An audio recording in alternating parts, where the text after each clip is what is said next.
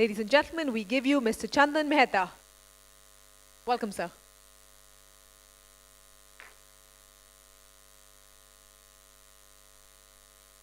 Thank you for that introduction. Good morning, everyone. Nice to see such a huge crowd out here. I'm going to talk about digital transformation, and rather than focus on what benefits will it bring your company, your organization, your department, or whatever it might be, what I'd like to focus on is what CIOs are saying about it, about implementing it, about their pain points. More importantly, I'd like to share some examples of how these projects have been done and are being executed and what benefits they're bringing. I think that would be a better learning for all of us rather than go on and on about the benefits that's going to bring all of us. So quickly, what began with our business should be online or should be connected, or we should have a website many, many years back. Soon, with riding the digital waves, the possibility of doing more and more became quite apparent. Today, we are riding the fourth wave. I mean, analysts thrive of such kind of waves and hypercycles and stuff like this. But in a nutshell, technologies exist which can vastly transform our business. What is digital transformation? Nothing. It's the same old thing recapped in a new phrase. Primarily, digital technology today is of the stage where it can once again rapidly transform either processes, a business environment for either your suppliers, your employees, your customers, or the entire business altogether. So digital transformation means different things to different people. I will go with a simple, literal translation. Using digital to transform any part of your business which is quite visible to the ecosystem. So what are business leaders saying? This is Gartner for your information. So what are business leaders saying about digital transformation, all this hype which has been created around digital transformation? Private sector across the world, and this is a global survey, 41% are saying that their revenue is already digital. They can bill, collect online. They're getting their orders online. For the public sector, the business leaders are very clear in their direction. They see more than 75% of their processes being digital in the next 5 years. That's true, and this is across all countries, so we can estimate here that even government departments here are seeing this happening. Maybe not 77%, but definitely close to it. So Fujitsu ran a CIO survey across 640 odd CIOs in various countries in Europe, Eastern, Western Europe altogether, and asked them with the asked the CIOs for their satisfaction levels on the quality of the digital services that they are getting from their IT teams, of course. And we got a wide disparity, and it seems apparently that the financial services sector, CIOs are most happy with what's being achieved, and it's not so much so visible across the other sectors. But in the same survey, almost all CIOs and across all sectors and across all countries, when they were asked to list the benefits that this would bring to them and to their IT teams and to their organizations, came out with these startlingly, these four benefits which all the CIOs, your counterparts across Europe, are seeing today. This is the good part. Here comes the bad part. While the benefits are clearly understood, CIOs are a bit trepidatious about the projects themselves. They are not confident that these projects will bring them the success that is envisaged when they start out with it. And it's a huge proportion, more than 2/3, it's 66%, right? The reason for that is multifold. It has to take a convincing of the business leaders, number one, for the benefits that this project is going to bring to them. An aspect of it might involve hiving off some of your processes off to the cloud, which brings along its security reasons. There's complexity. These kind of projects are going to touch many aspects of your IT architecture as well as business processes. And finally, the adoption.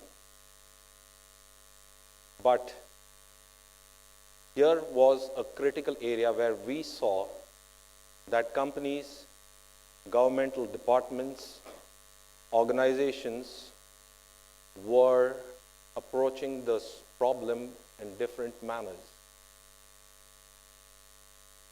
The transformation which was to be brought about, which were envisaged, is being handled or being led by different departments in different companies. And as you can see from here,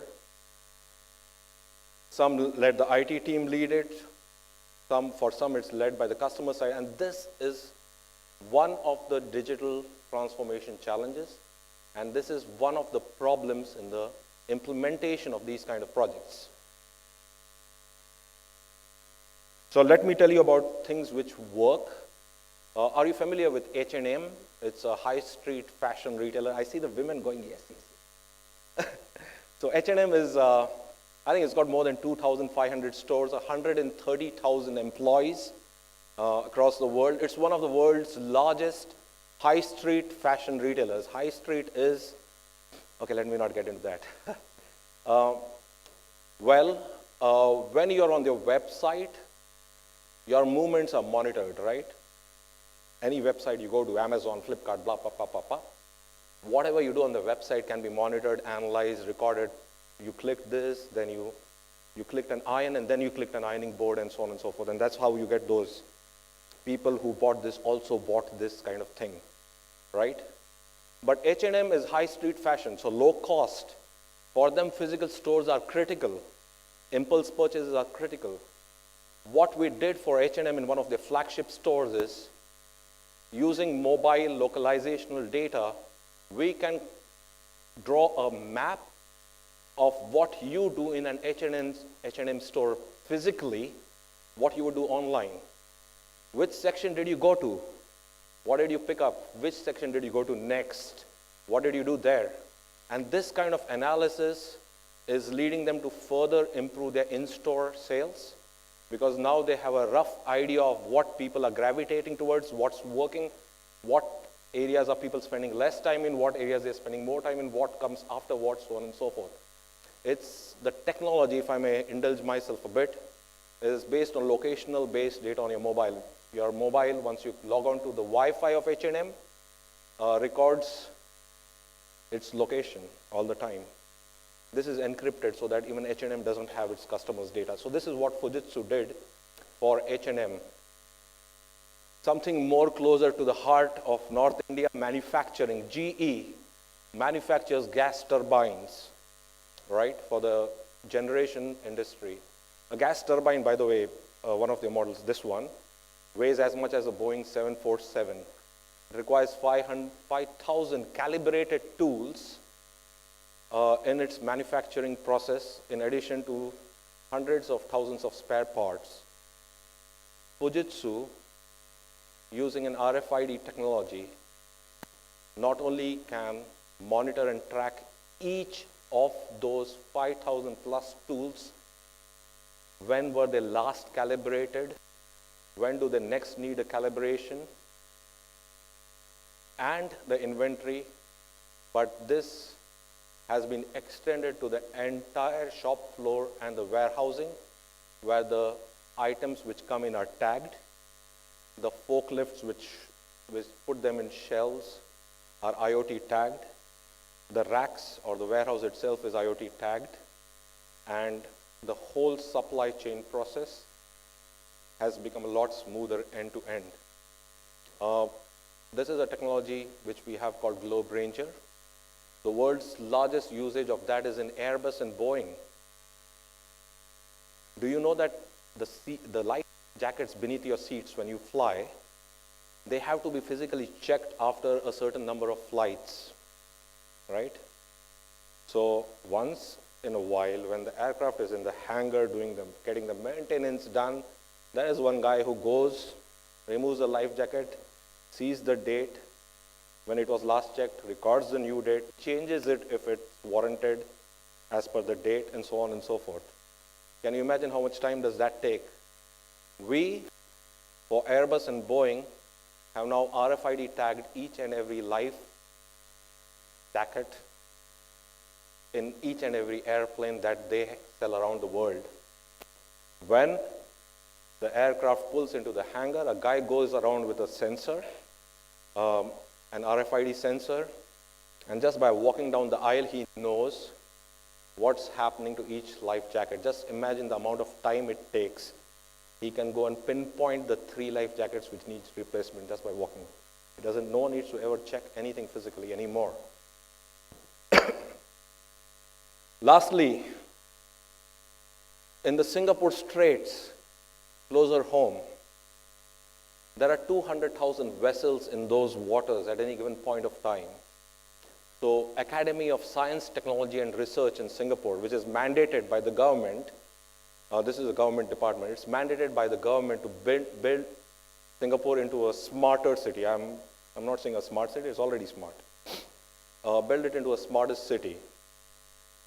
So, Fujitsu helped analyze shipping movement in the Singapore Straits of all the vessels at all points of time, given the shape, size, draughts, how much meters beneath they need to go to, and so on and so forth.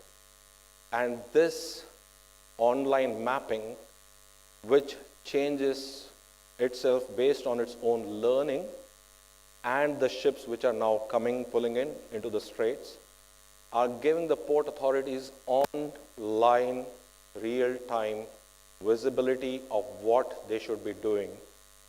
And based on AI and its own previous history with those ships, because it's the same ships, more or less coming in every time and then, it's able to chart what I would say in a different sphere air traffic controllers do. You come first, you come second, and all that. It is able to do for the port authority what an air traffic controller do, but completely automated and self-learning. So, guys, digital transformation projects really do that. They transform your entire either business process, customer interaction, supplier interaction, payments, whatever it might be. There are pitfalls, and Fujitsu's recommendation is to approach these kind of projects with the same vigor that you would were you implementing ERP. You remember you put together steering committee meetings, you put together the entire leadership, everyone is involved, everyone knows what's happening. Please work on these kind of projects the same way as though you were implementing a major piece of software with clear ownership, clear participation, and you will see the benefits. I will end my presentation here and leave you with a small video on what's happening, I think in Barcelona or something. Thank you very much. Thank you.